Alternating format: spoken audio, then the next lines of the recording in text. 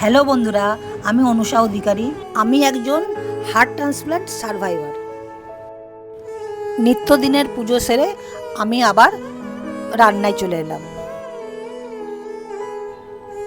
আমি আজ একটা চিংড়ির রেসিপি করব, বাড়িতে যা আছে তাই দিয়ে বানাবো। বন্ধুরা, এই পেস্টটা বানানোর জন্যে পোস্ত, সর্ষে, জিরে, গোলমরিচ, ধনে, কিছুটা লঙ্কা, আদা দিয়ে ভালো করে এটা পেস্ট করে নিয়েছি।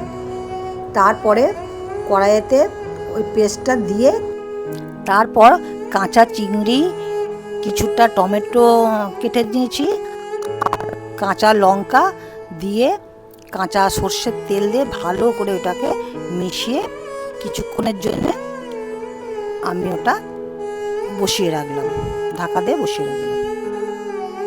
আজকে ব্রেকফাস্টে নিয়েছি সবজি, রুটি আর স্যালাড, টক দই, ডিম। বন্ধুরা, এই গরমেও সময় বের করে আমাকে এই এক্সারসাইজটা করতে হবে।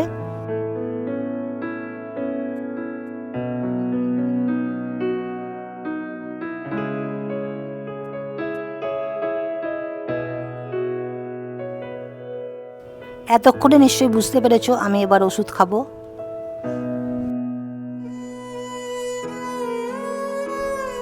থ্যাংক ইউ বন্ধুরা ভিডিওটা দেখার জন্য।